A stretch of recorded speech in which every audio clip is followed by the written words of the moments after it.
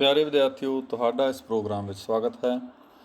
ਮੈਂ ਤੁਹਾਡਾ ਗੁਰਮੇਲ ਸਿੰਘ ਸਾਗੂ, ਸਮਾਜਿਕ ਸਿੱਖਿਆ ਮਾਸਟਰ, ਸਰਕਾਰੀ ਸੀਨੀਅਰ ਸੈਕੰਡਰੀ ਸਕੂਲ ਭੁੱਲਰ, ਜ਼ਿਲ੍ਹਾ ਸ਼੍ਰੀ ਮੁਕਤਸਰ ਸਾਹਿਬ ਤੋਂ ਅੱਜ ਤੁਹਾਡੇ ਲਈ ਲੈ ਕੇ ਆਇਆ ਹਾਂ 7ਵੀਂ ਜਮਾਤ ਦੇ ਸਮਾਜਿਕ ਵਿਗਿਆਨ ਦਾ ਪਾਠ ਨੰਬਰ 4 ਵਾਯੂਮੰਡਲ ਅਤੇ ਤਾਪਮਾਨ। ਇਹ ਪਾਠ ਕਿਉਂਕਿ ਤੁਸੀਂ ਪਹਿਲਾਂ ਪੜ੍ਹ ਚੁੱਕੇ ਹੋ, ਇਸ ਲਈ ਅੱਜ ਆਪਾਂ ਇਸ ਪਾਠ ਦੀ ਦੁਹਰਾਈ ਕਰਾਂਗੇ।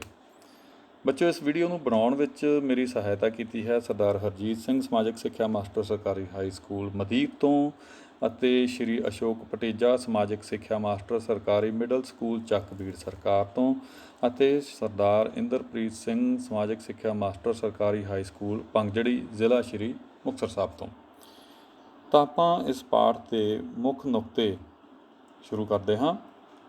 ਤਾਂ ਵਾਤਾਵਰਨ ਦੇ ਬਾਰੇ ਜੇ ਆਪਾਂ ਗੱਲ ਕਰੀਏ ਤਾਂ ਇਹਦੇ ਵਿੱਚ ਵੱਖ-ਵੱਖ ਮੰਡਲ ਹਨ, ਜਿਨ੍ਹਾਂ ਵਿੱਚੋਂ ਇੱਕ ਹੈ ਵਾਯੂਮੰਡਲ, ਜਿਹਦੇ ਬਾਰੇ ਅੱਜ ਆਪਾਂ ਪੜ੍ਹਨ ਜਾ ਰਹੇ ਹਾਂ। ਤਾਂ ਵਾਯੂਮੰਡਲ ਧਰਤੀ ਦੇ ਚਾਰੇ ਪਾਸੇ ਹਵਾ ਦਾ ਇੱਕ ਗਿਲਾਫ ਹੈ, ਜਿਸ ਨੂੰ ਵਾਯੂਮੰਡਲ ਕਿਹਾ ਜਾਂਦਾ ਹੈ। ਵਾਯੂਮੰਡਲ ਦੀ ਉਚਾਈ 1600 ਕਿਲੋਮੀਟਰ ਤੱਕ ਹੈ ਔਰ ਵਾਯੂਮੰਡਲ ਦੇ ਵਿੱਚ ਮੌਜੂਦ ਹਵਾ ਦਾ 99% ਜਿਹੜਾ ਹੈ ਉਹ 32 ਕਿਲੋਮੀਟਰ ਦੇ ਘੇਰੇ ਤੱਕ ਹੀ ਮੌਜੂਦ ਹੈ। ਹਵਾ, ਜ਼ਮੀਨ ਅਤੇ ਪਾਣੀ ਮਿਲ ਕੇ ਜੀਵ ਜਗਤ ਬਣਾਉਂਦੇ ਹਨ। ਵਾਤਾਵਰਨ ਦੇ ਅੰਸ਼ਾਂ ਵਿੱਚੋਂ ਵਾਯੂਮੰਡਲ ਹੀ ਇੱਕ ਐਸਾ ਅੰਸ਼ ਹੈ ਜਿਹਦੇ ਵਿੱਚ ਸਭ ਤੋਂ ਵੱਧ ਅਦਲਾ ਬਦਲੀ ਹੁੰਦੀ ਹੈ, ਕਿਉਂਕਿ ਵਾਯੂਮੰਡਲ ਤੋਂ ਇਲਾਵਾ ਜਲ ਮੰਡਲ ਅਤੇ ਥਲ ਮੰਡਲ ਵੀ ਹਨ, ਪਰ ਸਭ ਤੋਂ ਵੱਧ ਅਦਲਾ ਬਦਲੀ ਜਿਹੜੀ ਆ ਉਹ ਵਾਯੂਮੰਡਲ ਵਿੱਚ ਹੀ ਹੁੰਦੀ ਹੈ। ਥਲ ਮੰਡਲ, ਜਲ ਮੰਡਲ ਅਤੇ ਵਾਯੂਮੰਡਲ ਕੁਦਰਤੀ ਵਾਤਾਵਰਨ ਦੇ ਅੰਸ਼ ਹਨ। ਹਵਾ, ਤਾਪਮਾਨ ਅਤੇ ਨਮੀ ਵਾਯੂਮੰਡਲ ਦੇ ਅੰਸ਼ ਹਨ। ਹੁਣ ਆਪਾਂ ਵਾਯੂਮੰਡਲ ਦੇ ਅੰਸ਼ਾਂ ਦੀ ਡਿਟੇਲ ਵਿੱਚ ਗੱਲ ਕਰਦੇ ਹਾਂ। ਤਾਂ ਵਾਯੂਮੰਡਲ ਦੇ ਵਿੱਚ ਜਿਹੜੀਆਂ ਗੈਸਾਂ ਹੁੰਦੀਆਂ ਨੇ, ਉਹਨਾਂ ਵਿੱਚੋਂ ਸਭ ਤੋਂ ਜ਼ਿਆਦਾ ਮਾਤਰਾ ਹੈ ਨਾਈਟ੍ਰੋਜਨ ਦੀ 78.03%। ਉਸ ਤੋਂ ਬਾਅਦ ਹੈ ਆਕਸੀਜਨ 20.99%। ਉਸ ਤੋਂ ਅੱਗੇ ਹੈ ਆਰਗਨ 0.94%। ਫਿਰ ਕਾਰਬਨ ਡਾਈਆਕਸਾਈਡ 0.03% ਅਤੇ ਫਿਰ ਹਾਈਡਰੋਜਨ 0.01%। ਬਾਕੀ ਦੀਆਂ ਗੈਸਾਂ ਬਹੁਤ ਹੀ ਘੱਟ ਮਾਤਰਾ ਵਿੱਚ ਵਾਯੂਮੰਡਲ ਦੇ ਵਿੱਚ ਮੌਜੂਦ ਹਨ। ਔਰ ਇਹਨਾਂ ਗੈਸਾਂ ਤੋਂ ਇਲਾਵਾ ਵਾਯੂਮੰਡਲ ਦੇ ਵਿੱਚ ਜਲ ਕਣ ਅਤੇ ਧੂੜ ਕਣ ਵੀ ਹੁੰਦੇ ਨੇ। ਅਤੇ ਬੱਚੋ, ਤੁਹਾਨੂੰ ਪਤਾ ਇਹਨਾਂ ਗੈਸਾਂ ਨੂੰ ਸਮੂਹਿਕ ਰੂਪ ਵਿੱਚ ਆਪਾਂ ਕੀ ਕਹਿੰਦੇ ਹਾਂ? ਹਵਾ। ਹਵਾ ਦੀ ਗੱਲ ਕੀਤੀ ਹੈ ਤਾਂ ਆਪਾਂ ਇੱਥੇ ਸਵੈਣ ਕਿਰਿਆ ਦੀ ਗੱਲ ਵੀ ਕਰ ਹੀ ਲਈਏ। ਤਾਂ ਜਦੋਂ ਸੂਰਜ ਦੀ ਧੁੱਪ ਧਰਤੀ ਦੇ ਉੱਪਰ ਪੈਂਦੀ ਹੈ ਤਾਂ ਉਹਦੇ ਨਾਲ ਹਵਾ ਗਰਮ ਹੋ ਜਾਂਦੀ ਹੈ। ਗਰਮ ਹੋ ਕੇ ਹਵਾ ਫੈਲਦੀ ਹੈ। ਫੈਲਣ ਦੇ ਨਾਲ ਹਵਾ ਦੀ ਘਣਤਾ ਘੱਟ ਜਾਂਦੀ ਹੈ ਅਤੇ ਉਹ ਹਵਾ ਹਲਕੀ ਹੋ ਜਾਂਦੀ ਹੈ। ਜਦੋਂ ਹਵਾ ਹਲਕੀ ਹੁੰਦੀ ਹੈ ਤਾਂ ਉਹ ਉੱਪਰ ਉੱਠਦੀ ਹੈ। ਜਿਵੇਂ ਪਾਣੀ ਦੇ ਵਿੱਚ ਆਪਾਂ ਦੇਖਦੇ ਹਾਂ ਕੋਈ ਹਲਕੀ ਚੀਜ਼ ਉੱਪਰ ਤੈਰ ਕੇ ਆ ਜਾਂਦੀ ਹੈ, ਇਸੇ ਤਰੀਕੇ ਨਾਲ ਵਾਤਾਵਰਨ ਵਿੱਚ ਵੀ ਹਲਕੀ ਜਿਹੜੀ ਹਵਾ ਹੁੰਦੀ ਹੈ ਉਹ ਉੱਪਰ ਚਲੀ ਜਾਂਦੀ ਹੈ ਔਰ ਉਸ ਦੇ ਉੱਪਰ ਜਾਣ ਨਾਲ ਜਿਹੜਾ ਉਸਦੀ ਖਾਲੀ ਥਾਂ ਬਚ ਜਾਂਦੀ ਹੈ, ਉਸ ਦੀ ਖਾਲੀ ਥਾਂ ਨੂੰ ਲੈਣ ਵਾਸਤੇ ਨੇੜਲੇ ਇਲਾਕਿਆਂ ਤੋਂ ਜਿੱਥੇ ਹਵਾ ਸੰਘਣੀ ਹੁੰਦੀ ਹੈ ਅਤੇ ਠੰਡੀ ਹੁੰਦੀ ਹੈ, ਉਹ ਉਸ ਜਗ੍ਹਾ ਵੱਲ ਆਉਣਾ ਸ਼ੁਰੂ ਕਰ ਦਿੰਦੀ ਹੈ। ਸੋ ਇਸ ਤਰ੍ਹਾਂ ਦੀ ਕਿਰਿਆ ਨੂੰ ਸਵੈਣ ਕਿਰਿਆ ਕਹਿ ਦਿੰਦੇ ਹਨ, ਜਿਹਦੇ ਵਿੱਚ ਹਵਾ ਦਾ ਗਰਮ ਹੋ ਕੇ ਫੈਲਣਾ, ਹਲਕੇ ਹੋ ਕੇ ਉੱਪਰ ਉੱਠਣਾ, ਗਰਮ ਹਵਾ ਦੇ ਉੱਪਰ ਉੱਠਣ 'ਤੇ ਠੰਡੀ ਹਵਾ ਦੁਆਰਾ ਉਸ ਦਾ ਸਥਾਨ ਮੱਲਣਾ, ਇਹ ਕਿਰਿਆਵਾਂ ਜਿਹੜੀਆਂ ਵਾਪਰਦੀਆਂ ਹਨ। ਹਵਾ ਦੇ ਨਾਲ ਸੰਬੰਧਿਤ ਇੱਕ ਹੋਰ ਟਰਮ ਜਿਹੜੀ ਹੈ ਉਹ ਹੈ ਹਵਾ ਦਾ ਪ੍ਰਦੂਸ਼ਣ, ਜਿਹਦੇ ਤੋਂ ਸਾਰੀ ਮਨੁੱਖ ਜਾਤੀ ਹੀ ਨਹੀਂ ਬਲਕਿ ਪੂਰਾ ਬ੍ਰਹਿਮੰਡ ਸਾਡਾ, ਜਾਂ ਬ੍ਰਹਿਮੰਡ ਦੀ ਗੱਲ ਦਾ ਆਪਾਂ ਨਾ ਕਰੀਏ ਤਾਂ ਸਾਡੀ ਧਰਤੀ ਬਹੁਤ ਨੁਕਸਾਨ ਉਠਾ ਰਹੀ ਹੈ। ਔਰ ਹਵਾ ਦੇ ਪ੍ਰਦੂਸ਼ਣ ਦੀ ਵਜ੍ਹਾ ਮਨੁੱਖ ਹੈ। ਮਨੁੱਖ ਹਰੇਕ ਸਾਲ ਕੀ ਹਰ ਸਮਾਂ ਹੀ ਮਨੁੱਖ ਹਜ਼ਾਰਾਂ ਟਨ ਸਥੂਲ ਪਦਾਰਥ ਜਿਹੜੇ ਆ ਉਹ ਪੈਦਾ ਕਰਦਾ ਰਹਿੰਦਾ ਅਤੇ ਉਹਨਾਂ ਨੂੰ ਹਵਾ ਦੇ ਵਾਯੂਮੰਡਲ ਦੇ ਵਿੱਚ ਜਮ੍ਹਾਂ ਕਰਦਾ ਰਹਿੰਦਾ ਹੈ। ਇਹ ਸਥੂਲ ਪਦਾਰਥ ਜਿਹੜੇ ਆ ਇਹ ਕਿਵੇਂ ਵਾਯੂਮੰਡਲ ਵਿੱਚ ਜਮ੍ਹਾਂ ਹੁੰਦੇ ਨੇ? ਬਾਲਣ ਦੇ ਨਾਲ। ਬਾਲਣ ਦੇ ਵਿੱਚ ਜਦੋਂ ਆਪਾਂ ਕੋਈ ਅੱਗ ਬਾਲਦੇ ਹਾਂ ਤਾਂ ਉਸਦਾ ਧੂੰਆਂ ਉੱਠਦਾ, ਉਸ ਵਿੱਚ ਕਾਰਬਨ ਦੇ ਕਣ ਮੌਜੂਦ ਹੁੰਦੇ ਹਨ। ਇਸੇ ਤਰੀਕੇ ਨਾਲ ਫੈਕਟਰੀਆਂ ਦਾ ਧੂੰਆਂ ਹੁੰਦਾ ਹੈ, ਮੋਟਰ ਗੱਡੀਆਂ ਦਾ ਧੂੰਆਂ ਹੁੰਦਾ ਹੈ। ਇਸ ਧੂੰਏਂ ਨੂੰ ਤੁਸੀਂ ਸਰਦੀਆਂ ਦੇ ਵਿੱਚ ਸਮੌਗ ਦੇ ਰੂਪ ਵਿੱਚ ਵੀ ਵੇਖ ਸਕਦੇ ਹੋ। ਸਮੌਗ ਦਾ ਮਤਲਬ ਹੁੰਦਾ ਸਮੋਕ ਪਲੱਸ ਫੌਗ, ਧੂੰਆਂ ਪਲੱਸ ਧੁੰਦ। ਯਾਨੀ ਕਿ ਧੁੰਦ ਦੇ ਬਹੁਤ ਜ਼ਿਆਦਾ ਧੁੰਦ ਜਦੋਂ ਹੁੰਦੀ ਹੈ ਕਈ ਵਾਰ ਤਾਂ ਐਸੀ ਹਾਲਤ ਹੋ ਜਾਂਦੀ ਕਿ ਸਾਨੂੰ ਬਿਲਕੁਲ ਨੇੜੇ ਵੀ ਕੁਝ ਦਿਖਾਈ ਨਹੀਂ ਦੇ ਰਿਹਾ ਹੁੰਦਾ। ਉਹ ਇਸ ਵਜ੍ਹਾ ਕਰਕੇ ਹੁੰਦਾ ਕਿਉਂਕਿ ਉਸ ਵੇਲੇ ਧੁੰਦ ਦੇ ਵਿੱਚ ਧੂੰਆਂ ਵੀ ਮਿਕਸ ਹੋਇਆ ਹੁੰਦਾ ਹੈ। ਸੋ ਇਹ ਗੈਸੀ ਪ੍ਰਦੂਸ਼ਣ ਜਿਹੜਾ ਜੋ ਕਿ ਸਾਡੇ ਲਈ ਬਹੁਤ ਖਤਰਨਾਕ ਹੈ, ਇਹ ਉਸ ਦੀਆਂ ਕੁਝ ਉਦਾਹਰਨਾਂ ਤੁਹਾਡੇ ਸਾਹਮਣੇ ਪੇਸ਼ ਕੀਤੀਆਂ ਹਨ। ਹੁਣ ਆਪਾਂ ਵਾਯੂਮੰਡਲ ਦੇ ਢਾਂਚੇ ਦੀ ਗੱਲ ਕਰਾਂਗੇ। ਵਾਯੂਮੰਡਲ ਨੂੰ 6 ਵੱਖ-ਵੱਖ ਮੰਡਲਾਂ ਵਿੱਚ ਵੰਡਿਆ ਗਿਆ ਹੈ। ਸਭ ਤੋਂ ਪਹਿਲਾ ਮੰਡਲ ਇਸ ਦਾ ਹੈ, ਜਾਂ ਸਭ ਤੋਂ ਹੇਠਲਾ ਮੰਡਲ ਹੈ, ਜਿਸ ਵਿੱਚ ਅਸੀਂ ਰਹਿੰਦੇ ਅਤੇ ਸਾਹ ਲੈਂਦੇ ਹਾਂ, ਇਸ ਨੂੰ ਅਸ਼ਾਂਤੀ ਮੰਡਲ ਕਿਹਾ ਜਾਂਦਾ ਹੈ। ਇੰਗਲਿਸ਼ ਵਿੱਚ ਇਸ ਨੂੰ ਟ੍ਰੋਪੋਸਫੀਅਰ ਕਹਿੰਦੇ ਹਨ। ਉਸ ਤੋਂ ਉੱਪਰਲਾ ਮੰਡਲ ਹੈ ਸਮਤਾਪ ਮੰਡਲ, ਸਟ੍ਰੈਟੋਸਫੀਅਰ। ਫਿਰ ਮੱਧਵਰਤੀ ਮੰਡਲ, ਮੀਜ਼ੋਸਫੀਅਰ। ਤਾਪ ਮੰਡਲ ਥਰਮੋਸਫੀਅਰ, ਤੇ ਸਭ ਤੋਂ ਬਾਹਰਲਾ ਮੰਡਲ ਜਿਹੜਾ ਹੈ ਧਰਤੀ ਦਾ ਜਾਂ ਵਾਤਾਵਰਨ ਦਾ ਜਾਂ ਵਾਯੂਮੰਡਲ ਵਿੱਚ ਸਭ ਤੋਂ ਉੱਪਰਲਾ ਮੰਡਲ ਜਿਹੜਾ ਹੈ ਉਸ ਨੂੰ ਬਾਹਰੀ ਮੰਡਲ ਜਾਂ ਐਗਜ਼ੋਸਫੀਅਰ ਵੀ ਕਹਿੰਦੇ ਹਨ। ਇਹਨਾਂ ਮੰਡਲਾਂ ਦੀ ਆਪਾਂ ਇੱਕ ਇੱਕ ਕਰਕੇ ਗੱਲਬਾਤ ਕਰ ਲਈਏ। ਤਾਂ ਸਭ ਤੋਂ ਪਹਿਲਾ ਮੰਡਲ ਹੈ ਸਾਡੇ ਕੋਲ ਅਸ਼ਾਂਤੀ ਮੰਡਲ। ਅਸ਼ਾਂਤੀ ਮੰਡਲ ਧਰਤੀ ਦੇ ਉੱਪਰ ਵਾਯੂਮੰਡਲ ਦੀ ਸਭ ਤੋਂ ਹੇਠਲੀ ਪਰਤ ਹੈ ਔਰ ਇਸ ਦੀ ਔਸਤ ਉਚਾਈ 12 ਕਿਲੋਮੀਟਰ ਹੈ। ਅਸ਼ਾਂਤੀ ਮੰਡਲ ਦੀ ਉਚਾਈ ਧਰੁਵਾਂ ਦੇ ਉੱਪਰ ਘਟ ਜਾਂਦੀ ਹੈ, ਲਗਭਗ 6 ਤੋਂ 8 ਕਿਲੋਮੀਟਰ ਰਹਿ ਜਾਂਦੀ ਹੈ, ਜਦੋਂ ਕਿ ਭੂ ਮੱਧ ਰੇਖਾ ਦੇ ਉੱਪਰ ਆ ਕੇ ਇਹ ਜਿਹੜੀ ਉਚਾਈ ਹੈ 15 ਕਿਲੋਮੀਟਰ ਜਾਂ ਇਸ ਤੋਂ ਵੀ ਵਧੇਰੇ ਹੋ ਜਾਂਦੀ ਹੈ। ਮੌਸਮ ਸੰਬੰਧੀ ਕਿਰਿਆਵਾਂ ਜਿਵੇਂ ਮੀਂਹ, ਹਨੇਰੀ, ਬੱਦਲ ਅਤੇ ਤੂਫਾਨ ਅਸ਼ਾਂਤੀ ਮੰਡਲ ਵਿੱਚ ਹੀ ਵਾਪਰਦੀਆਂ ਹਨ। ਇਸ ਵਿੱਚ ਜਲ ਕਣਾਂ ਦੀ ਵੀ ਮਾਤਰਾ ਜ਼ਿਆਦਾ ਹੈ ਕਿਉਂਕਿ ਜਲ ਕਣ ਭਾਰੇ ਹੋਣ ਕਰਕੇ ਹੇਠਾਂ ਰਹਿੰਦੇ ਹਨ। ਵਾਯੂਮੰਡਲ ਦੀ 75% ਹਵਾ ਅਸ਼ਾਂਤੀ ਮੰਡਲ ਦੇ ਵਿੱਚ ਹੀ ਮੌਜੂਦ ਹੈ। ਇਸ ਤੋਂ ਅਗਲਾ ਮੰਡਲ ਹੈ ਸਾਡੇ ਕੋਲ ਸਮਤਾਪ ਮੰਡਲ। ਸਮਤਾਪ ਯਾਨੀ ਸਮਾਨ ਜਾਂ ਇੱਕੋ ਜਿਹਾ ਤਾਪਮਾਨ, ਇਹ ਅਸ਼ਾਂਤੀ ਮੰਡਲ ਤੋਂ ਉੱਪਰਲੀ ਪਰਤ ਹੈ। ਇਸ ਦੀ ਉਚਾਈ ਦੇ ਵਿੱਚ ਮੌਸਮ ਅਤੇ ਵਿਤਕਾਰ ਦੇ ਅਨੁਸਾਰ ਬਦਲਾਅ ਆਉਂਦੇ ਰਹਿੰਦੇ ਹਨ। ਇਸ ਵਿੱਚ ਹਵਾ ਬਹੁਤ ਘੱਟ ਘਣਤਾ ਵਾਲੀ ਹੁੰਦੀ ਹੈ। ਤਾਪਮਾਨ ਸਮਤਾਪ ਮੰਡਲ ਵਿੱਚ ਨੀਵਾਂ ਹੁੰਦਾ ਹੈ ਪਰ ਬਰਾਬਰ ਬਣਿਆ ਰਹਿੰਦਾ ਹੈ। ਬੱਦਲਾਂ ਦੀ ਅਣਹੋਂਦ ਹੁੰਦੀ ਹੈ। ਇਸ ਲਈ ਸਮਤਾਪ ਮੰਡਲ ਹਵਾਈ ਉਡਾਣਾਂ ਲਈ ਯੋਗ ਹੈ ਅਤੇ ਜਿੰਨੀਆਂ ਵੀ ਅੰਤਰਰਾਸ਼ਟਰੀ ਹਵਾਈ ਉਡਾਣਾਂ ਹਨ ਉਹ ਸਮਤਾਪ ਮੰਡਲ ਦੇ ਵਿੱਚ ਹੀ ਉੱਡਦੀਆਂ ਹਨ।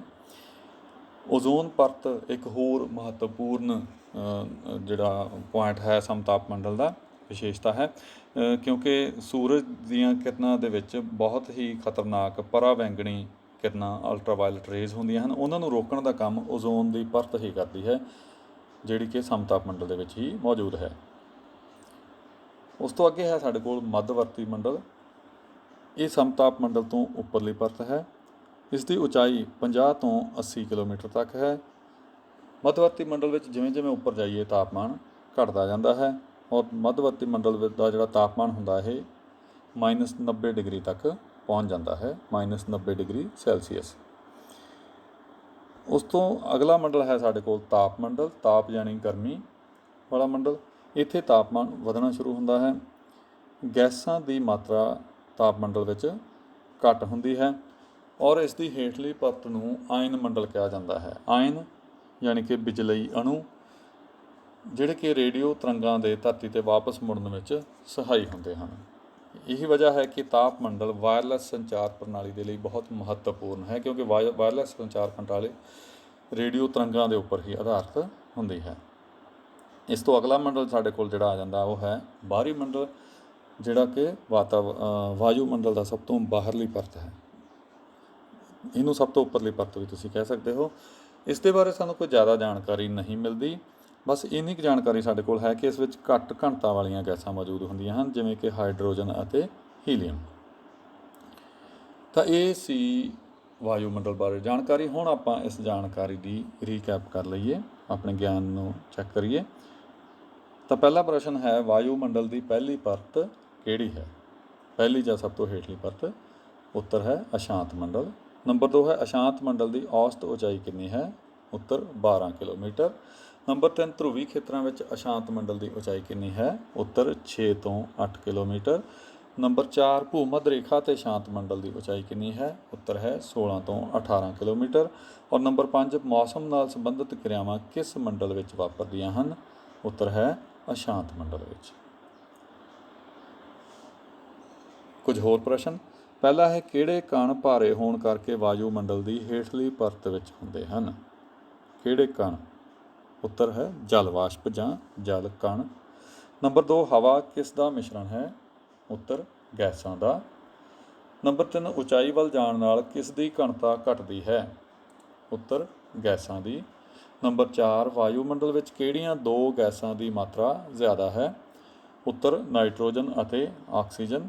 ਨੰਬਰ 5, ਜਲ ਵਾਸ਼ਪ ਅਤੇ ਧੂੜ ਕਣਾਂ ਦੀ ਮਾਤਰਾ ਕਿਸ ਦੇ ਅਨੁਸਾਰ ਬਦਲਦੀ ਰਹਿੰਦੀ ਹੈ? ਉੱਤਰ ਉਚਾਈ ਅਤੇ ਤਾਪਮਾਨ ਦੇ ਨਾਲ। ਸਹੀ ਗਲਤ ਦੱਸੋ। ਤੁਹਾਡੇ ਸਾਹਮਣੇ ਕੁਝ ਵਾਕ ਹਨ, ਤੁਸੀਂ ਦੱਸਣੇ ਕਿਹੜੇ ਸਹੀ ਹਨ ਕਿਹੜੇ ਗਲਤ ਹਨ। ਪਹਿਲਾ ਵਾਕ ਹੈ, ਵਾਯੂਮੰਡਲ ਦੀ ਸਮਤਾਪ ਮੰਡਲ ਤੋਂ ਉਤਲੀ ਪਰਤ ਨੂੰ ਮੱਧਵਰਤੀ ਮੰਡਲ ਆਖਦੇ ਹਨ। ਸਹੀ। ਦੂਸਰਾ ਵਾਕ ਹੈ, ਸਮਤਾਪ ਮੰਡਲ 50 ਤੋਂ 100 ਕਿਲੋਮੀਟਰ ਤੱਕ ਫੈਲਿਆ ਹੋਇਆ ਹੈ। ਗਲਤ। ਨੰਬਰ 3, ਸਮਤਾਪ ਮੰਡਲ ਵਿੱਚ ਉਚਾਈ ਦੇ ਨਾਲ ਨਾਲ ਤਾਪਮਾਨ ਵੱਧਦਾ ਹੈ। ਗਲਤ। ਨੰਬਰ 4, ਸਮਤਾਪ ਮੰਡਲ ਵਿੱਚ 80 ਕਿਲੋਮੀਟਰ 'ਤੇ ਤਾਪਮਾਨ -90 ਡਿਗਰੀ ਹੋ ਜਾਂਦਾ ਹੈ। ਸਹੀ। ਨੰਬਰ 5, ਮੱਧਵਰਤੀ ਮੰਡਲ ਦੀ ਉੱਪਰਲੀ ਸੀਮਾ ਨੂੰ ਮੱਧਵਰਤੀ ਸੀਮਾ ਨਹੀਂ ਕਿਹਾ ਜਾਂਦਾ ਹੈ। ਗਲਤ। ਨੰਬਰ 6, ਸਮਤਾਪ ਸੀਮਾ ਦੀ ਉਚਾਈ 50 ਕਿਲੋਮੀਟਰ ਹੁੰਦੀ ਹੈ। ਸਹੀ। ਅਗਲੀ ਐਕਸਰਸਾਈਜ਼ ਹੈ ਖਾਲੀ ਥਾਵਾਂ ਭਰੋ। ਨੰਬਰ 1, ਅਸ਼ਾਂਤੀ ਮੰਡਲ ਤੋਂ ਉੱਪਰਲੀ ਪਰਤ ਨੂੰ ਡੈਸ਼ ਆਖਦੇ ਹਨ। ਸਮਤਾਪ ਮੰਡਲ। ਨੰਬਰ 2, ਭੂਮੱਧ ਰੇਖਾ 'ਤੇ ਅਸ਼ਾਂਤ ਮੰਡਲ ਦੀ ਉਚਾਈ ਡੈਸ਼ ਹੈ 15 ਕਿਲੋਮੀਟਰ। ਨੰਬਰ 3, ਸਮਤਾਪ ਮੰਡਲ 50 ਕਿਲੋਮੀਟਰ ਤੋਂ ਡੈਸ਼ ਤੱਕ ਫੈਲਿਆ ਹੋਇਆ ਹੈ 55 ਕਿਲੋਮੀਟਰ ਤੱਕ, 50 ਤੋਂ 55 ਕਿਲੋਮੀਟਰ ਤੱਕ। ਨੰਬਰ 4, ਡੈਸ਼ ਮੰਡਲ ਹਵਾਈ ਜਹਾਜ਼ਾਂ ਦੀ ਉਡਾਣ ਲਈ ਬਹੁਤ ਯੋਗ ਹੁੰਦਾ ਹੈ। ਸਮਤਾਪ ਮੰਡਲ। ਨੰਬਰ 5, ਸਮਤਾਪ ਮੰਡਲ ਵਿੱਚ ਡੈਸ਼ ਗੈਸ ਹੁੰਦੀ ਹੈ। Ozone gas. ਨੰਬਰ 6, ਓਜ਼ੋਨ ਪਰਤ ਡੈਸ਼ ਨੂੰ ਆਪਣੇ ਵਿੱਚ ਸਮਾ ਲੈਂਦੀ ਹੈ। ਪਰਾਬੈਂਗਨੀ ਕਿਰਨਾਂ ਨੂੰ, ਯਾਨੀ ਅਲਟਰਾਵਾਇਲਟ ਰੇਜ਼ ਨੂੰ। ਨੰਬਰ 7, ਸਮਤਾਪ ਮੰਡਲ ਦੀ ਉਚਾਈ ਮੌਸਮ ਅਤੇ ਡੈਸ਼ ਅਨੁਸਾਰ ਬਦਲਦੀ ਰਹਿੰਦੀ ਹੈ। ਵਿਤਕਾਰ ਅਨੁਸਾਰ। ਨੰਬਰ 8, ਸਮਤਾਪ ਮੰਡਲ ਵਿੱਚ ਨੀਵਾਂ ਅਤੇ ਡੈਸ਼ ਬਣਿਆ ਰਹਿਣ ਵਾਲਾ ਤਾਪਮਾਨ ਹੁੰਦਾ ਹੈ। ਬਰਾਬਰ ਬਣਿਆ ਰਹਿਣ ਵਾਲਾ ਜਾਂ ਇਕਸਾਰ ਬਣਿਆ ਰਹਿਣ ਵਾਲਾ ਤਾਪਮਾਨ ਹੁੰਦਾ ਹੈ। ਅਗਲੀ ਐਕਸਰਸਾਈਜ਼ ਹੈ ਪ੍ਰਸ਼ਨ ਉੱਤਰ। ਪਹਿਲਾ ਪ੍ਰਸ਼ਨ ਹੈ, ਮੱਧਵਰਤੀ ਸੀਮਾ ਤੋਂ ਉੱਪਰਲੇ ਮੰਡਲ ਨੂੰ ਕੀ ਕਹਿੰਦੇ ਹਨ? ਉੱਤਰ ਹੈ ਤਾਪ ਮੰਡਲ। ਨੰਬਰ 2, ਤਾਪ ਮੰਡਲ ਵਿੱਚ ਉਚਾਈ ਨਾਲ ਤਾਪਮਾਨ ਕੀ ਹੋਣਾ ਸ਼ੁਰੂ ਹੋ ਜਾਂਦਾ ਹੈ? ਉੱਤਰ ਵਧਣਾ। ਨੰਬਰ 3, ਤਾਪ ਮੰਡਲ ਵਿਚਲੀ ਹੇਠਲੀ ਪਰਤ ਨੂੰ ਕੀ ਆਖਦੇ ਹਨ? ਉੱਤਰ ਆਇਨ ਮੰਡਲ। ਨੰਬਰ 4, ਤਾਪ ਮੰਡਲ ਦੀ ਉਚਾਈ ਕਿੰਨੀ ਹੈ? ਉੱਤਰ 100 ਤੋਂ 300 ਕਿਲੋਮੀਟਰ। ਨੰਬਰ 5, ਤਾਪ ਮੰਡਲ ਵਿੱਚ ਕਿਹੜੇ ਅਣੂ ਪਾਏ ਜਾਂਦੇ ਹਨ? ਉੱਤਰ ਬਿਜਲਈ ਅਣੂ। ਨੰਬਰ 6, ਇਸ ਮੰਡਲ ਵਿੱਚ ਕਿਹੜੀਆਂ ਤਰੰਗਾਂ ਹੁੰਦੀਆਂ ਹਨ? ਉੱਤਰ ਰੇਡੀਓ ਤਰੰਗਾਂ। ਨੰਬਰ 7, ਵਾਯੂਮੰਡਲ ਦੀ ਬਾਹਰਲੀ ਪਰਤ ਨੂੰ ਕੀ ਆਖਦੇ ਹਨ? ਉੱਤਰ ਬਾਹਰੀ ਮੰਡਲ। ਪ੍ਰਸ਼ਨ ਨੰਬਰ 8 ਹੈ, ਵਾਯੂਮੰਡਲ ਦੀ ਬਾਹਰੀ ਪਰਤ ਵਿੱਚ ਕਿਹੜੀਆਂ ਗੈਸਾਂ ਹਨ? ਉੱਤਰ ਹਾਈਡਰੋਜਨ ਅਤੇ ਹੀਲੀਅਮ। ਤਾਂ ਇਹ ਸੀ ਵਾਯੂਮੰਡਲ ਦੇ ਬਾਰੇ ਕੁਝ ਜਾਣਕਾਰੀ ਔਰ ਐਕਸਰਸਾਈਜ਼। ਹੁਣ ਆਪਾਂ ਇਸ ਪਾਠ ਦਾ ਅਗਲਾ ਤੱਥ ਜਿਹੜਾ ਹੈ ਸਾਡੇ ਕੋਲ ਤਾਪਮਾਨ, ਉਸ ਬਾਰੇ ਗੱਲ ਕਰਾਂਗੇ। ਤਾਪਮਾਨ ਦਾ ਅਰਥ ਹੈ ਹਵਾ ਜਾਂ ਕਿਸੇ ਵਸਤੂ ਜਾਂ ਜੀਵ ਦੇ ਅੰਦਰ ਮੌਜੂਦ ਗਰਮੀ। ਤਾਂ ਹਵਾ ਦੇ ਵਿੱਚ ਜਾਂ ਕਿਸੇ ਵਸਤੂ ਜਾਂ ਜੀਵ ਦੇ ਅੰਦਰ ਜਿੰਨੀ ਗਰਮੀ ਮੌਜੂਦ ਹੁੰਦੀ ਹੈ ਉਸ ਨੂੰ ਉਸ ਦਾ ਤਾਪਮਾਨ ਕਿਹਾ ਜਾਂਦਾ ਹੈ। ਤਾਪਮਾਨ ਘਟਦਾ ਵੱਧਦਾ ਰਹਿੰਦਾ ਹੈ। ਜਿਵੇਂ ਜੇ ਆਪਣੇ ਮੌਸਮ ਦੀ ਗੱਲ ਕਰੀਏ ਤਾਂ ਗਰਮੀਆਂ ਦੇ ਵਿੱਚ ਤਾਪਮਾਨ ਵਧੇਰੇ ਹੁੰਦਾ, ਸਰਦੀਆਂ ਦੇ ਵਿੱਚ ਘੱਟ ਹੁੰਦਾ ਹੈ। ਦਿਨ ਵੇਲੇ ਤਾਪਮਾਨ ਜ਼ਿਆਦਾ ਹੁੰਦਾ ਹੈ, ਰਾਤ ਵੇਲੇ ਘੱਟ ਹੁੰਦਾ ਹੈ। ਧਰਤੀ ਦੇ ਵੱਖ-ਵੱਖ ਹਿੱਸਿਆਂ ਵਿੱਚ ਵੱਖ-ਵੱਖ ਤਾਪਮਾਨ। ਭੂਮੱਧ ਰੇਖਾ ਦੇ ਉੱਪਰ, ਧਰਤੀ ਦੇ ਉੱਪਰ ਸਭ ਤੋਂ ਵੱਧ ਤਾਪਮਾਨ ਹੁੰਦਾ, ਅਤੇ ਜਿਵੇਂ ਜਿਵੇਂ ਆਪਾਂ ਭੂਮੱਧ ਰੇਖਾ ਤੋਂ ਧਰੁਵਾਂ ਵੱਲ ਵੱਧਦੇ ਹਾਂ ਤਾਪਮਾਨ ਘਟਦਾ ਜਾਂਦਾ। ਇਸ ਕਰਕੇ ਧਰਤੀ ਦੇ ਵੱਖ-ਵੱਖ ਹਿੱਸਿਆਂ ਵਿੱਚ ਤਾਪਮਾਨ ਵੀ ਵੱਖ-ਵੱਖ ਹੁੰਦਾ ਹੈ। ਹੁਣ ਆਪਾਂ ਗੱਲ ਕਰਾਂਗੇ ਤਾਪਮਾਨ ਦੇ ਸੋਮਿਆਂ ਦੀ, ਕਿ ਤਾਪਮਾਨ ਸਾਨੂੰ ਪ੍ਰਾਪਤ ਕਿੱਥੋਂ ਹੁੰਦਾ ਹੈ। ਸਾਡੇ ਲਈ ਤਾਪਮਾਨ ਦੇ 2 ਸੋਮੇ ਹਨ। ਸਭ ਤੋਂ ਵੱਡਾ ਸੋਮਾ ਜਿਹੜਾ ਸਾਡਾ ਹੈ ਉਹ ਹੈ ਸੂਰਜ, ਔਰ ਦੂਸਰਾ ਸੋਮਾ ਸਾਡੇ ਕੋਲ ਤਾਪਮਾਨ ਹੈ ਧਰਤੀ ਦਾ ਅੰਤਰੀਵ ਜਾਂ ਧਰਤੀ ਦਾ ਅੰਦਰੂਨੀ ਭਾਗ। ਕਿਉਂਕਿ ਧਰਤੀ ਦੇ ਅੰਦਰੂਨੀ ਭਾਗ ਦੇ ਵਿੱਚ, ਯਾਨੀ ਕਿ ਧਰਤੀ ਦੇ ਕੋਰ ਦੇ ਵਿੱਚ ਬਹੁਤ ਜ਼ਿਆਦਾ ਤਾਪਮਾਨ ਹੈ, ਔਰ ਕੋਰ ਅਤੇ ਮੈਂਟਲ ਇਹਨਾਂ ਦੋਹਾਂ ਪਰਤਾਂ ਦੇ ਵਿੱਚ ਹੀ ਲਾਵਾ, ਗਰਮ ਲਾਵਾ ਮੌਜੂਦ ਹੈ, ਜਿਸ ਦੇ ਕਰਕੇ ਧਰਤੀ ਜਿਹੜੀ ਆ ਉਹ ਨਿੱਘੀ ਰਹਿੰਦੀ ਹੈ। ਸੋ ਇਹ 2 ਸਾਡੇ ਲਈ ਤਾਪਮਾਨ ਦੇ ਸੋਮੇ ਹਨ। ਤਾਪਮਾਨ ਨੂੰ ਮਾਪਣ ਦੇ ਪੈਮਾਨੇ ਜਿਹੜੇ ਹਨ, ਹੁਣ ਆਪਾਂ ਉਹਨਾਂ ਦੀ ਗੱਲ ਕਰਾਂਗੇ। ਤਾਂ ਤਾਪਮਾਨ ਨੂੰ ਮਾਪਣ ਦੇ ਪੈਮਾਨੇ ਵੀ 2 ਤਰ੍ਹਾਂ ਦੇ ਹੁੰਦੇ ਹਨ। ਇਹ ਸਾਹਮਣੇ ਜਿਹੜੀ ਤਸਵੀਰ ਦੇ ਵਿੱਚ ਤੁਸੀਂ ਖੱਬੇ ਹੱਥ ਦੇਖ ਰਹੇ ਹੋ, ਇੱਕ ਥਰਮਾਮੀਟਰ ਦੀ ਫੋਟੋ ਹੈ, ਜਿਹਦੇ ਵਿੱਚ ਖੱਬੇ ਹੱਥ ਡਿਗਰੀ F ਲਿਖਿਆ ਹੋਇਆ ਹੈ, ਯਾਨੀ ਕਿ ਫਾਰਨਹੀਟ, ਔਰ ਸੱਜੇ ਹੱਥ ਡਿਗਰੀ C ਲਿਖਿਆ ਹੋਇਆ ਹੈ, ਯਾਨੀ ਕਿ ਸੈਲਸੀਅਸ। ਤਾਂ ਤਾਪਮਾਨ ਮਾਪਣ ਦੇ ਸਾਡੇ ਕੋਲ 2 ਪੈਮਾਨੇ ਹੁੰਦੇ ਹਨ, ਇੱਕ ਸੈਲਸੀਅਸ ਪੈਮਾਨਾ ਔਰ ਦੂਸਰਾ ਹੈ ਫਾਰਨਹੀਟ ਪੈਮਾਨਾ। ਹੁਣ ਆਪਾਂ ਗੱਲ ਕਰਾਂਗੇ ਤਾਪਮਾਨ 'ਤੇ ਅਸਰ ਪਾਉਣ ਵਾਲੇ ਤੱਤਾਂ ਦੀ।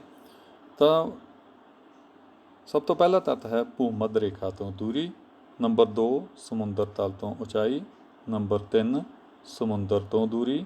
ਨੰਬਰ 4 ਧਰਤੀ ਦੀ ਸਤ੍ਹਾ ਦੀ ਕਿਸਮ। ਨੰਬਰ 5 ਢਲਾਣਾਂ ਦਾ ਰੁੱਖ। ਨੰਬਰ 6 ਬੱਦਲਵਾਈ ਅਤੇ ਵਰਖਾ। ਔਰ ਨੰਬਰ 7 ਹੈ ਸਮੁੰਦਰੀ ਧਾਰਾਵਾਂ। ਤਾਂ ਇਹ 7 ਤੱਤ ਜਿਹੜੇ ਤਾਪਮਾਨ ਦੇ ਉੱਪਰ ਅਸਰ ਪਾਉਂਦੇ ਆ, ਧਰਤੀ ਦੇ ਤਾਪਮਾਨ ਦੇ ਉੱਪਰ। ਹੁਣ ਆਪਾਂ ਇਹਨਾਂ ਤੱਤਾਂ ਬਾਰੇ ਇੱਕ ਇੱਕ ਕਰਕੇ ਪਰ ਜਲਦੀ ਨਾਲ ਜਾਣਾਂਗੇ। ਤਾਂ ਪਹਿਲਾ ਪੁਆਇੰਟ ਹੈ ਭੂ-ਮੱਧ ਰੇਖਾ ਤੋਂ ਦੂਰੀ। ਤਾਂ ਕੋਈ ਸਥਾਨ ਧਰਤੀ ਦੇ ਉੱਪਰ ਭੂ-ਮੱਧ ਰੇਖਾ ਤੋਂ ਜਿੰਨੀ ਵਧੇਰੇ ਦੂਰ ਹੁੰਦਾ ਹੈ ਓਨਾ ਹੀ ਠੰਡਾ ਹੁੰਦਾ ਚਲਾ ਜਾਂਦਾ ਹੈ। ਇਸ ਦਾ ਕਾਰਨ ਇਹ ਹੈ ਕਿ ਸੂਰਜ ਦੀਆਂ ਕਿਰਨਾਂ ਭੂ-ਮੱਧ ਰੇਖਾ ਦੇ ਉੱਪਰ ਸਾਰਾ ਸਾਲ ਲਗਭਗ ਸਿੱਧੀਆਂ ਪੈਂਦੀਆਂ ਹਨ। ਇਸ ਕਰਕੇ ਭੂ-ਮੱਧ ਰੇਖਾ ਦੇ ਉੱਪਰ ਤਾਪਮਾਨ ਜ਼ਿਆਦਾ ਹੁੰਦਾ ਹੈ। ਇਸ ਦੇ ਉਲਟ ਧਰੁਵਾਂ ਦੇ ਉੱਪਰ ਸੂਰਜ ਦੀਆਂ ਕਿਰਨਾਂ ਉਹ ਤਿਰਛੀਆਂ ਪੈਂਦੀਆਂ ਹਨ।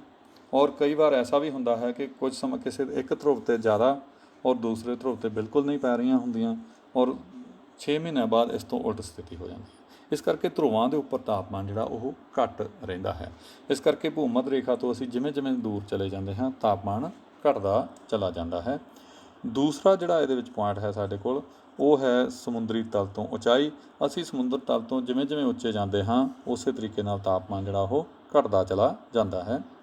ਉਸ ਤੋਂ ਅਗਲਾ ਸਾਡੇ ਕੋਲ ਜਿਹੜਾ ਕਾਰਕ ਹੈ ਉਹ ਹੈ ਸਮੁੰਦਰ ਤੋਂ ਦੂਰੀ। ਸਮੁੰਦਰ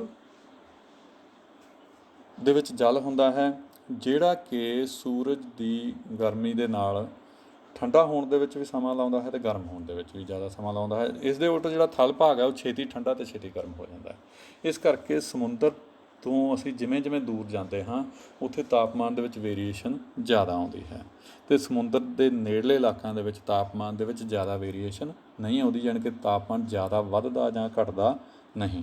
ਜਦੋਂ ਕਿ ਥਲ ਭਾਗਾਂ ਦੇ ਵਿੱਚ ਸਰਦੀਆਂ ਦੇ ਵਿੱਚ ਤਾਪਮਾਨ ਬਹੁਤ ਹੀ ਨੀਵਾਂ ਚਲਿਆ ਜਾਂਦਾ ਹੈ ਅਤੇ ਗਰਮੀਆਂ ਦੇ ਵਿੱਚ ਤਾਪਮਾਨ ਬਹੁਤ ਹੀ ਉੱਚਾ ਹੋ ਜਾਂਦਾ ਹੈ। ਸੋ ਸਮੁੰਦਰ ਤੋਂ ਦੂਰੀ ਜਿਹੜੀ ਹੈ ਇਹ ਵੀ ਤਾਪਮਾਨ ਦੇ ਉੱਪਰ ਪ੍ਰਭਾਵ ਪਾਉਂਦੀ ਹੈ। ਉਸ ਤੋਂ ਅਗਲਾ ਸਾਡੇ ਕੋਲ ਤੱਤ ਹੈ ਉਹ ਹੈ ਧਰਤੀ ਦੀ ਸਤ੍ਹਾ ਦੀ ਕਿਸਮ। ਧਰਤੀ ਦੀ ਸਤ੍ਹਾ ਦੇ ਉੱਪਰ ਕਿਸੇ ਜਗ੍ਹਾ 'ਤੇ ਪਹਾੜ ਹਨ, ਕਿਸੇ ਜਗ੍ਹਾ 'ਤੇ ਮੈਦਾਨ ਹਨ, ਕਿਸੇ ਜਗ੍ਹਾ 'ਤੇ ਮਾਰੂਥਲ ਹਨ, ਕਿਸੇ ਜਗ੍ਹਾ 'ਤੇ ਬਰਫਾਂ ਜਿਹੜੀਆਂ ਯੁੱਗਾਂ ਤੋਂ ਬਰਫਾਂ ਜੰਮੀਆਂ ਹੋਈਆਂ ਹਨ। ਜਿਵੇਂ ਧਰੁਵਾਂ ਦੇ ਉੱਤੇ ਜਿਹੜੀ ਬਰਫ ਜਿਹੜੀ ਆ ਉਹ ਅਸੀਂ ਬਹੁਤ ਹੀ ਹਜ਼ਾਰਾਂ ਸਾਲਾਂ ਤੋਂ ਜੰਮੀ ਹੋਈ ਹੈ। ਸੋ ਧਰਤੀ ਦੀ ਸਤ੍ਹਾ ਦੇ ਵੱਖ ਭਾਗਾਂ ਦੇ ਉੱਤੇ ਇਹਨਾਂ ਕਿਸਮਾਂ ਦੇ ਆਧਾਰ 'ਤੇ ਤਾਪਮਾਨ, ਜਿੱਥੇ ਬਰਫ ਜ਼ਿਆਦਾ ਜੰਮੀ ਹੋਈ ਹੈ ਉੱਥੇ ਤਾਪਮਾਨ ਠੰਡਾ ਰਹਿੰਦਾ ਹੈ।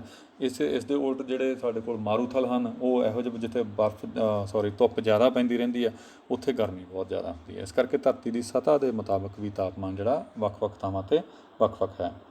ਉਸ ਤੋਂ ਅਗਲਾ ਜਿਹੜਾ ਸਾਡੇ ਕੋਲ ਪੁਆਇੰਟ ਹੈ ਉਹ ਹੈ ਢਲਾਣਾਂ ਦਾ ਰੁੱਖ।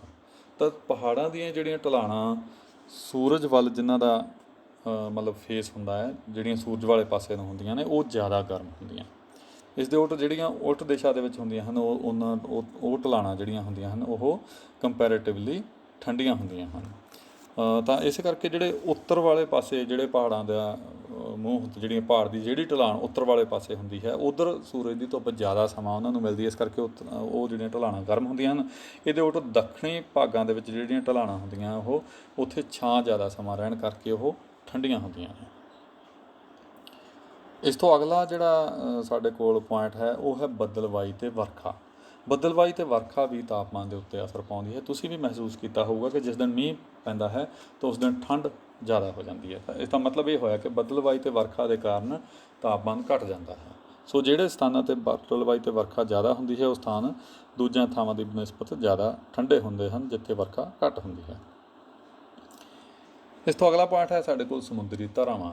ਸਮੁੰਦਰ ਦੀਆਂ ਧਾਰਾਵਾਂ ਜਿਹੜੀਆਂ ਉਹ ਦੋ ਤਰ੍ਹਾਂ ਦੀਆਂ ਹੁੰਦੀਆਂ ਹਨ, ਇੱਕ ਗਰਮ ਧਾਰਾਵਾਂ ਔਰ ਇੱਕ ਠੰਡੀਆਂ ਧਾਰਾਵਾਂ। ਤੁਹਾਡੇ ਸਾਹਮਣੇ ਤਸਵੀਰ ਦੇ ਵਿੱਚ ਜਿਹੜਾ ਸੰਸਾਰ ਦਾ ਨਕਸ਼ਾ ਬਣਾਇਆ ਗਿਆ ਹੈ ਇਸ ਵਿੱਚ ਲਾਲ ਰੰਗ ਦੇ ਨਾਲ ਗਰਮ ਧਾਰਾਵਾਂ ਦਿਖਾਈਆਂ ਗਈਆਂ ਹਨ ਅਤੇ ਨੀਲੇ ਰੰਗ ਦੇ ਨਾਲ ਠੰਡੀਆਂ ਧਾਰਾਵਾਂ ਦਿਖਾਈਆਂ ਗਈਆਂ ਹਨ।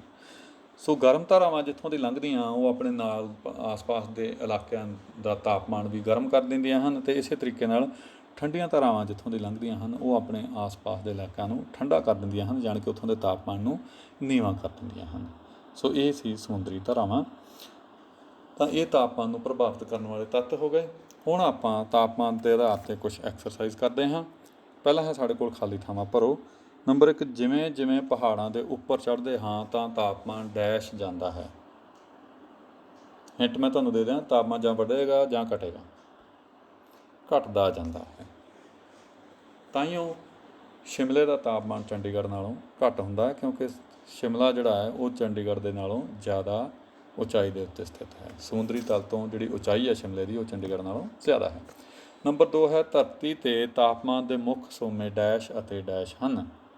तापमान के मुख सोमे सूरज अते धरती का अंतरीव जां धरती का अंदरूनी भाग हैं।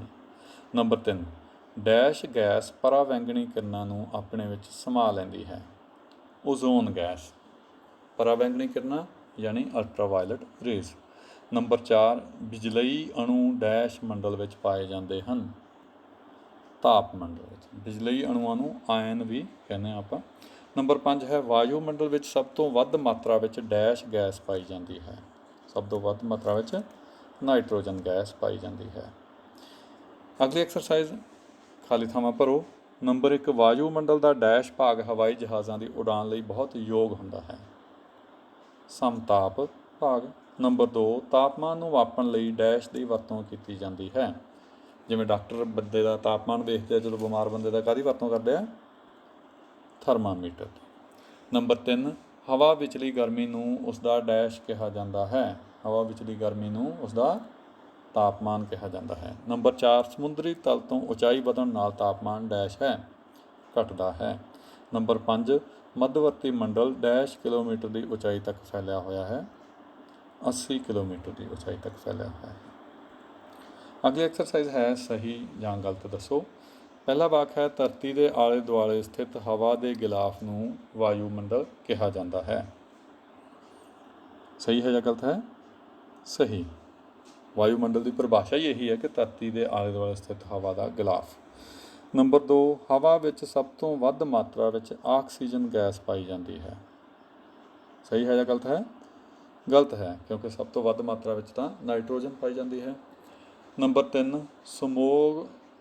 समॉग धुंध अते धुएं का मिश्रण है। समॉग सही। समॉग मतलब समोक प्लस फॉग।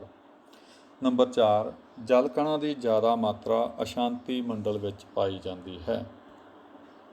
सही। नंबर 5, हीलीयम अते हाइड्रोजन गैसां बाहरी मंडल विच पाईयां जांदियां हन। सही, क्योंकि ये दोनों गैसां की घनता बहुत ही घट होंदी है। नंबर 6, तापमान हमेशा एकसार रहिंदा है। गलत, तापमान तो बदलता रहता है। नंबर 7, दिन अते रात के तापमान विच कोई अंतर नहीं हुंदा है। गलत, तुसीं भी देखते होवोगे कि दिन वेले तापमान ज़्यादा हुंदा ते रात वेले तापमान घट हुंदा है। नंबर 8, वायरलैस संचार प्रणाली रेडियो तरंगां के आधार पर काम करती है। सही। नंबर 9, किसी स्थान के तापमान उत्ते समुद्र तो दूरी कोई प्रभाव नहीं पाउंदी। गलत, समुद्र तो दूरी का प्रभाव हुंदा है, क्योंकि समुद्र के नेड़े तापमान लगभग इक्को जिहा रहिंदा। जिवें जिवें दूर जाने तापमान जिहड़ा ओह वधदा ते घटदा ज़्यादा है। नंबर 10, जल मंडल, थल मंडल अते वायुमंडल कुदरती वातावरण के अंश हैं। सही। अगली एक्सरसाइज है, खाली थावां भरो। नंबर 1, हवा विचली गर्मी नूं डैश कहते हैं। हवा विचली गर्मी नूं तापमान कहते हैं। हवा या किसी भी वस्तु विचली गर्मी नूं भी उसका तापमान कहते हैं। जिवें अपना शरीर है, इसका जो गर्मी है इसदे विच उसे नूं तापमान कहते हैं। नंबर 2, तापमान हमेशा डैश रहिंदा है, घटदा वधदा रहिंदा है। नंबर 3, धरती नूं तापमान देण वाले 2 मुख सोमे डैश अते डैश हैं। किहड़े सोमे हैं? सूरज अते धरती का अंतरीव। नंबर 4, सूरज तो मिलण वाली गर्मी पहलां डैश नूं गर्म करती है, धरती नूं गर्म करती है। इसे करके जिवें जिवें आपां समुद्र की सतह तो उपर जाते हैं, तापमान जिहड़ा ओह घटदा जांदा, क्योंकि गर्मी सतह के नेड़े गर्मी ज़्यादा हुंदी है। नंबर 5, तापमान मापण लई 2 पैमाने डैश अते डैश वरते जाते हैं, सैल्सीਅस अते फारनहीट। नंबर 6, सैल्सीਅस पैमाने मुताबक पानी डैश डिग्री ते उबल जाता है, 100 डिग्री सेंटीग्रेड। फारनहीट पैमाने मुताबक पानी डैश डिग्री ते जमदा है, 32 डिग्री ते जमदा है। ਇਹਦੇ ਉਲਟ ਜੇ ਆਪਾਂ ਸੈਲਸੀਅਸ ਪੈਮਾਨੇ ਦੀ ਗੱਲ ਕਰੀਏ ਤਾਂ ਉਹਦੇ ਵਿੱਚ 0 ਡਿਗਰੀ 'ਤੇ ਜੰਮਦਾ ਪਾਣੀ। ਅਗਲੀ ਐਕਸਰਸਾਈਜ਼ ਹੈ ਸਾਡੇ ਕੋਲ ਸਹੀ ਜਾਂ ਗਲਤ ਦੱਸੋ। ਪਹਿਲਾ ਵਾਕ ਹੈ ਜ਼ਮੀਨ ਦੀ ਸਤ੍ਹਾ ਤਾਪਮਾਨ ਨੂੰ ਪ੍ਰਭਾਵਿਤ ਕਰਦੀ ਹੈ। ਸਹੀ ਹੈ ਜਾਂ ਗਲਤ ਹੈ? ਸਹੀ ਹੈ। ਨੰਬਰ 2, ਸਮੁੰਦਰ ਜ਼ਮੀਨ ਨਾਲੋਂ ਜਲਦੀ ਗਰਮ ਹੁੰਦਾ ਹੈ। ਸਮੁੰਦਰ ਜ਼ਮੀਨ ਨਾਲੋਂ ਜਲਦੀ ਗਰਮ ਹੁੰਦਾ ਹੈ। ਗਲਤ। ਜ਼ਮੀਨ ਜਿਹੜੀ ਆ ਥਲ ਭਾਗ ਛੇਤੀ ਗਰਮ ਹੁੰਦਾ ਅਤੇ ਛੇਤੀ ਠੰਡਾ ਹੁੰਦਾ। ਸਮੁੰਦਰ ਜਿਹੜਾ ਉਹ ਗਰਮ ਵੀ ਦੇਰ ਨਾਲ ਹੁੰਦਾ ਅਤੇ ਠੰਡਾ ਵੀ ਦੇਰ ਨਾਲ ਹੁੰਦਾ। ਨੰਬਰ 3, ਸੂਰਜ ਤੋਂ ਆਉਣ ਵਾਲੀ ਗਰਮੀ ਪਰਿਵਰਤਿਤ ਹੋ ਜਾਂਦੀ ਹੈ। ਸਹੀ। ਨੰਬਰ 4, ਸੰਘਣੇ ਜੰਗਲ ਤਾਪਮਾਨ ਵਧਾਉਂਦੇ ਹਨ। ਗਲਤ। ਉਲਟਾ ਸੰਘਣੇ ਜੰਗਲ ਜਿਹੜੇ ਆ ਉਹ ਤਾਪਮਾਨ ਘਟਾਉਂਦੇ ਹਨ, ਕਿਉਂਕਿ ਜੰਗਲਾਂ ਦਾ ਭਾਵ ਹੈ ਰੁੱਖ, ਅਤੇ ਜਿੱਥੇ ਦਰਖਤ ਜ਼ਿਆਦਾ ਹੁੰਦੇ ਆ ਉਹਨਾਂ ਦੇ ਪੱਤਿਆਂ ਦੇ ਰਾਹੀਂ ਵਾਸ਼ਪੀਕਰਨ ਵੀ ਜ਼ਿਆਦਾ ਹੁੰਦਾ, ਇਸ ਕਰਕੇ ਤਾਪਮਾਨ ਠੰਡਾ ਹੁੰਦਾ ਹੈ। ਇਸੇ ਕਰਕੇ ਹਰ ਸਾਲ ਵਣ ਮਹਾਉਤਸਵ ਮਨਾਏ ਜਾਂਦੇ ਹਨ ਤਾਂ ਕਿ ਅਸੀਂ ਰੁੱਖ ਜ਼ਿਆਦਾ ਤੋਂ ਜ਼ਿਆਦਾ ਲਗਾਈਏ ਤਾਂ ਕਿ ਸਾਨੂੰ ਗਰਮੀ ਦਾ ਜ਼ਿਆਦਾ ਸਾਹਮਣਾ ਨਾ ਕਰਨਾ ਪਵੇ। ਨੰਬਰ 5 ਹੈ ਸੂਰਜ ਸਾਹਮਣੇ ਢਲਾਣ 'ਤੇ ਤਾਪਮਾਨ ਜ਼ਿਆਦਾ ਹੁੰਦਾ ਹੈ। ਸਹੀ, ਕਿਉਂਕਿ ਸੂਰਜ ਦੇ ਸਾਹਮਣੇ ਢਲਾਣਾਂ 'ਤੇ ਜ਼ਿਆਦਾ ਸਿੱਧੀਆਂ ਕਿਰਨਾਂ ਪੈਣ ਕਰਕੇ ਤਾਪਮਾਨ ਜ਼ਿਆਦਾ ਹੁੰਦਾ ਹੈ। ਨੰਬਰ 6, ਢਲਾਣ ਦੇ ਉਲਟ ਸੂਰਜ ਦੀਆਂ ਕਿਰਨਾਂ ਤਿਰਛੀਆਂ ਪੈਂਦੀਆਂ ਹਨ। ਸਹੀ। ਨੰਬਰ 7, ਬੱਦਲ ਤਾਪਮਾਨ ਵਧਾਉਂਦੇ ਹਨ। ਗਲਤ, ਕਿਉਂਕਿ ਜਦੋਂ ਬੱਦਲ ਆਉਂਦੇ ਹਨ ਤਾਂ ਸੂਰਜ ਨੂੰ ਢੱਕ ਲੈਂਦੇ ਆ ਉਹ, ਤਾਂ ਉਹਦੇ ਨਾਲ ਤਾਪਮਾਨ ਘਟਦਾ ਹੈ, ਕਿਉਂਕਿ ਬੱਦਲਾਂ ਦੇ ਆਉਣ ਨਾਲ ਹੀ ਮੀਂਹ ਪੈਂਦਾ ਹੈ। ਨੰਬਰ 8, ਵਰਖਾ ਪੈਣ ਪਿੱਛੋਂ ਤਾਪਮਾਨ ਘਟ ਜਾਂਦਾ ਹੈ। ਵਰਖਾ ਪੈਣ ਪਿੱਛੋਂ।